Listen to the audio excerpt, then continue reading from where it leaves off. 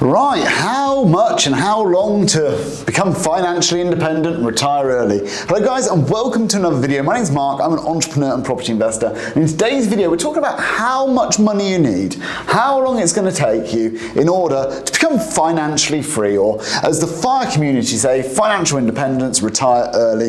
And I've just been doing a bit of research into this and just trying to understand where that community is coming from. And a lot of it is about how you reduce your expenses. So I'm going to cover a little bit about that, but I'm also going to talk about how you can live the life that you want to live, i.e., how can we maximize our income to achieve our goals in terms of, what our ideal life would look like. So guys, before we get into all the detail, if you give this video a big like, it helps me out with the algorithm, and if you haven't already subscribed, why not consider subscribing? We don't upsell any course or anything else on this channel, and because of that, I'm able to give you as much information as I possibly can, completely impartially, without holding anything back. So hopefully, if you subscribe, you'll find some value in everything we do here. So first question is, how much money do you need and how long is it going to take you in order to become financially free? And I think the first thing we need to do is just discover what your financial freedom number, i.e. how much income you need to become financially free, is. And I'm going to take an average UK salary at the moment as an average number that somebody would need. I think that's pretty sensible. So in the UK, the average salary at the moment, full-time, is around 30,000, taking into consideration all ages, all genders and everything else, but just full-timers, it's about 30,000. So that's about 2,500 per calendar month. So it's a nice round figure, it's fairly easy for us to work with. And what we can do with that figure is we can start applying some multiples in order to work out how much we would need invested in property. I've got about £3 million worth of property, and the capital appreciation side alone, in the last sort of 9 months, we track it on this channel. We talk about how much it goes up or down every single month, and since July 2022, it's gone up by about 200,000 on the capital appreciation side. My income from it's been a bit rocky because I've got some HMOs, and as COVID has come and gone and come again, it's gone up and down. It's been a really rocky couple of years for me. We can start applying some multipliers based on my information and based on my returns in order to be able to work out, okay, well, if we want £30,000 a year or £2,500 a month, how much property do we need? So let's start with property, then we'll go on to index funds and we'll work out on there as well. But with property, if you looked at a single let, you're going to get between 8 and 12% cash on cash ROI. So that's just the rental yield, okay? All bills considered, all mortgages considered, all repairs, all that sort of stuff. And I'll do another video breaking it all down for you. But trust me, single let, 8 to 12% is about right. HMO, 15 to 20%, something like that, ROI. And then when you get into service accommodation, hotels, that sort of stuff, it's going to be 25% plus, more complexity, more risk, but let's put that in anyway so that we can understand. And what I would say is it's much harder to start systemizing sort of those sort of things because they really are a business within a business. So if you look at a single let, really, you can probably do a lot of that and manage it yourself because it's going to have a minimal amount of effort.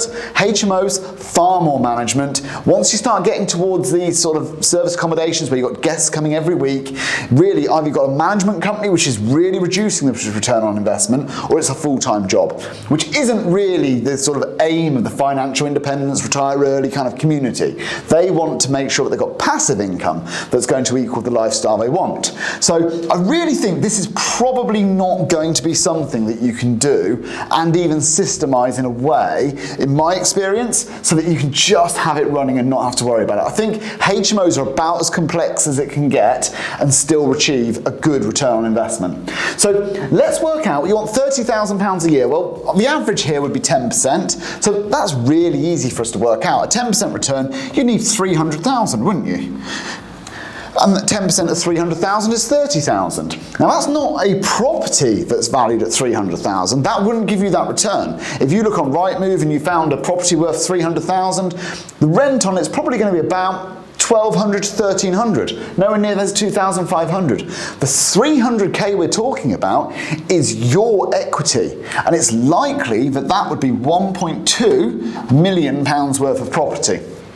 And from my properties, I earn somewhere in the region of about, I don't know, £7,500 to £9,000, depending on the month at the moment. So with £3 million worth, you can see that my average return's probably 15, 16, 17%, something like that.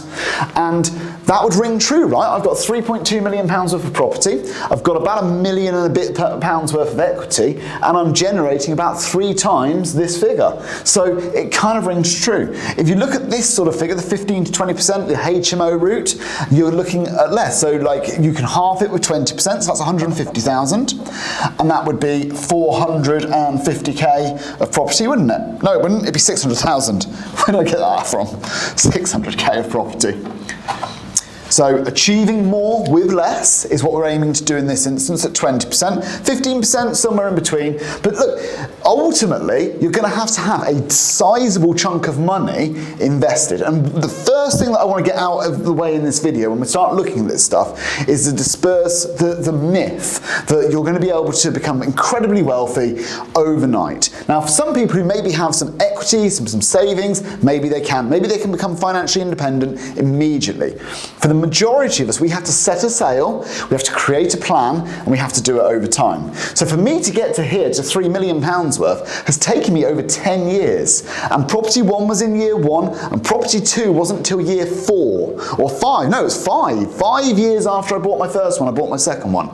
Last year, 2021, we bought 2. The year before that, we bought 3. So we were able to buy much faster more recently.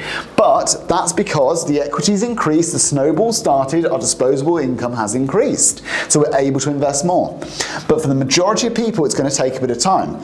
So in property, that's the sort of number I think you need in order to have that average salary. 150,000 at HMOs, which is 600k's worth, 300,000 in single lets, and that is going to be 1.2 million pounds worth. Now let's look at index funds, which would be the other one. So this is property,